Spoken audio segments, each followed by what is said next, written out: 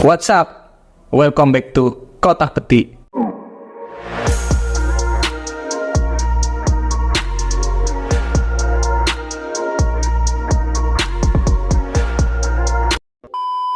Polisi menangkap pelaku pembunuhan seorang remaja yang dikubur di belakang rumah warga di Solok, Kenagarian, Singgalang 10 Koto, Tanah Datar, Sumatera Barat. Motif dipicu ketakutan pelaku korban hamil. Pergaulan remaja di masa sekarang memang banyak sekali yang sudah melewati batasnya. Terlebih sudah tak bisa lagi disebut sebagai cinta monyet. Dikarenakan hubungan percintaan zaman sekarang sudah seperti hubungan orang dewasa yang telah menikah. Di sebuah desa kecil di Sumatera Barat, ada sebuah kisah cinta dua remaja berubah menjadi tragedi tak terbayangkan. Sebuah permintaan izin tidur di rumah teman berakhir dengan kejadian yang memilukan.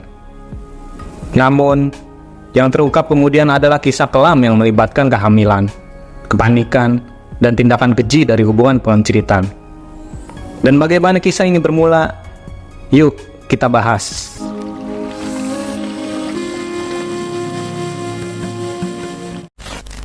Yopi Savitri, gadis remaja yang berusia sekitar 14 tahun, tinggal di Kabupaten Tanah Datar, Sumatera Barat. Pada saat itu, keluarganya menyatakan Yopi Savitri telah hilang. Karena sudah hampir 2 minggu tidak pulang, Yopi Savitri terakhir kali meminta izin untuk pergi bersama pacarnya. Dia mengatakan bahwa akan pulang dan menginap semalam di rumah temannya. Keluarga Yopi Savitri tidak merasa curiga dan memberikan izin pada anak mereka, karena mereka mengenal baik teman pacarnya. Namun, setelah beberapa hari, Yopi Savitri tidak kunjung pulang atau memberi kabar tentang keberadaannya. Kedua orang tua Yopi Savitri menjadi panik karena situasinya yang tidak biasa. Kemudian, keluarga Yopi Savitri mencoba menghubungi teman terdekatnya, termasuk pacarnya. Namun sayangnya, semua dari mereka tidak mengetahui keberadaan Yopi Savitri. Mereka memutuskan untuk mencari anak mereka dan meminta bantuan dari beberapa pihak, termasuk keamanan, agar dapat segera menemukan putri sulung mereka. Namun, beberapa hari berlalu dan Yopi Savitri tetap tidak ditemukan. Kondisinya seperti lenyap tanpa jejak.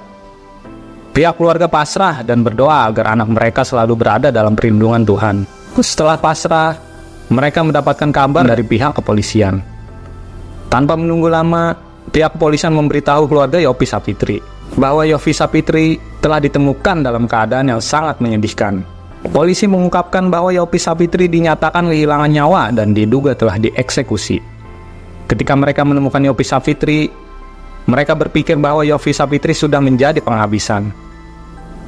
Kejadian mengerikan itu dimulai dari kesaksian seorang warga yang bernama Rika Marlina, yang sedang membersihkan rumah lamanya yang sudah tidak berpenghuni selama beberapa bulan.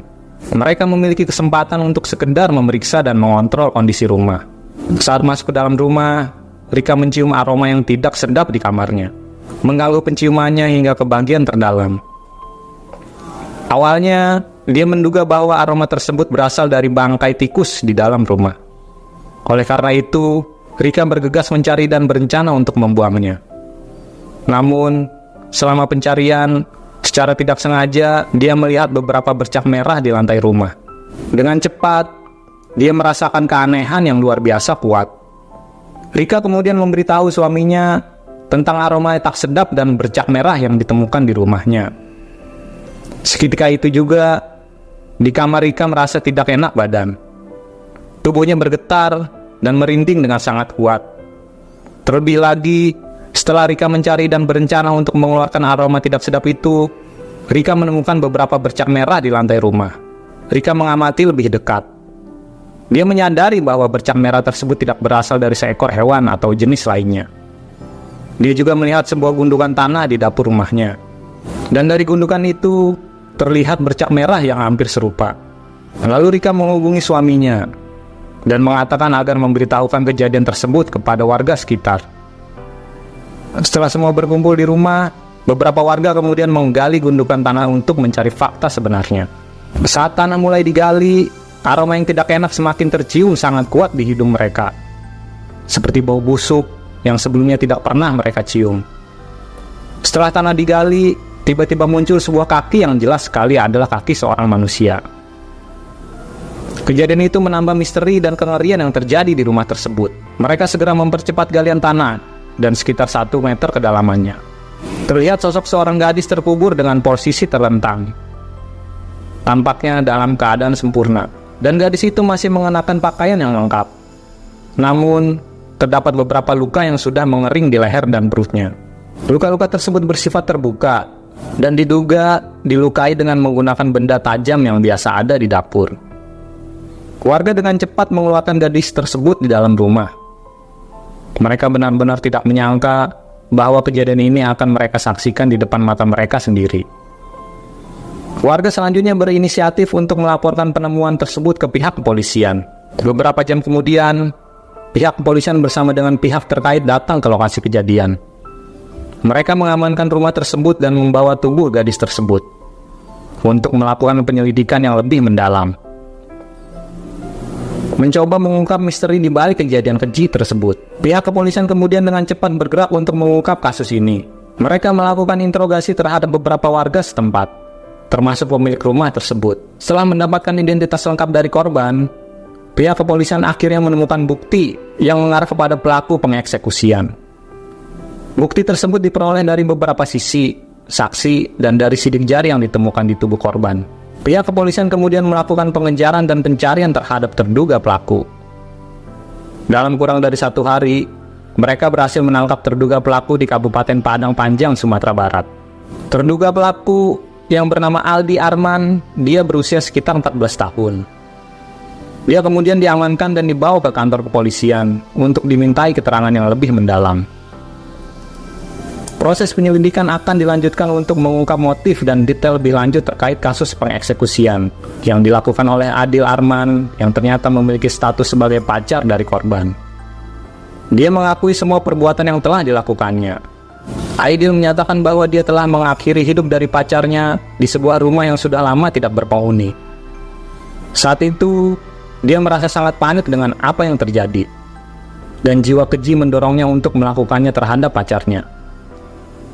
Aidil kemudian menceritakan awal mula kasus itu bisa terjadi.